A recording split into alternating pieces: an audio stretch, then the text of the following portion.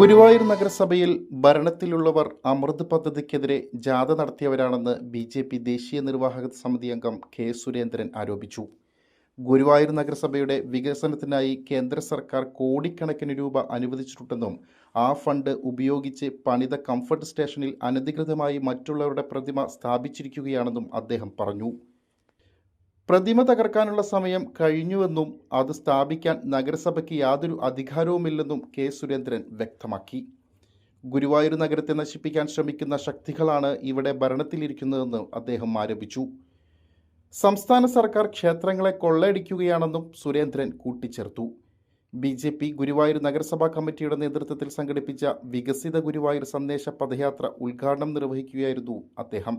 സ്ഥിരം വരുമ്പോൾ നമ്മുടെ ഇത് കാണാം, അവിടുത്തെ കംഫർട്ട് സ്റ്റേഷൻ പൈസ മുടക്കിയത് മോദി. അതിൻ്റെ അകത്തെ പ്രതിമ ആരുടെയും ശരിക്കും ആ പ്രതിമയൊക്കെ അടിച്ച് തകർത്ത് എറിയേണ്ട സമയം കഴിഞ്ഞിരിക്കുകയാണ്. അതിന് എന്ത് അധികാരമാണ് അവിടെ ഒരു പ്രതിമ കെട്ടി വെക്കാൻ? പ്രസാദം പദ്ധതി, അമൃത് നഗരം, എത്രയെത്ര ഗുരുവായൂരിനെ കുറിച്ചുള്ള ഒരു കാഴ്ചപ്പാട് ഫലപ്രദമായി നടപ്പാക്കാൻ കഴിയുന്ന എത്രയെത്ര കാര്യങ്ങളാണ് ഇവിടെ നടന്നിരിക്കുന്നത്. അതെല്ലാം ശരിയായി ഇംപ്ലിമെന്റ് ചെയ്ത് ഇപ്പം പല പദ്ധതികൾക്കും കാശ് കൊടുത്തതിൻ്റെ എസ്റ്റിമേറ്റ് പോലും അവർ തയ്യാറാക്കിയിട്ടുണ്ട്. അടിച്ചു മാറ്റുകയാണ് എല്ലാം. കാരണം ഈ ഗുരുവായൂർ നഗരത്തെ തകർക്കണം എന്ന് വിചാരിക്കുന്ന ശക്തികളാണ് ഇവിടെ ഭരിക്കുന്നത്, അല്ലേ? ഇവിടുത്തെ MLA ഗുരുവായൂരപ്പനിൽ എന്തെങ്കിലും താല്പര്യമുള്ള ആളാണോ? ഗുരുവായൂർ എങ്ങനെയും നശിച്ചു പോട്ടെ എന്ന് വിചാരിക്കുന്ന ആളല്ലേ? ഇവിടുത്തെ ഭരണസമിതി, മുനിസിപ്പാലിറ്റി എന്താണ് അവർ ചെയ്യുന്നത്? അവർക്ക് എന്താണ് ഉദ്ദേശം? ക്ഷേത്രങ്ങൾ കൊള്ളയടിക്കുക എന്നുള്ള ഒരു സർക്കാരല്ലേ ഇവിടെ ഉള്ളത്? ടിപ്പു സുൽത്താനെ പോലും നാണിപ്പിക്കുന്ന ഒരു ഭരണമല്ലേ ഇവിടെ ഉള്ളത്?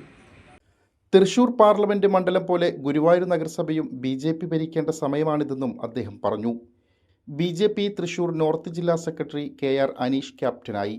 ഗുരുവായൂർ മണ്ഡലം പ്രസിഡന്റ് അനിൽ മഞ്ചറമ്പത്ത് വൈസ് ക്യാപ്റ്റനായി. പദയാത്ര തൈക്കാട് പാലബസാറിൽ നിന്നും ആരംഭിച്ചു. യോഗത്തിൽ ബി.ജെ.പി. പാവർട്ടി മണ്ഡലം പ്രസിഡന്റ് അധ്യക്ഷനായി.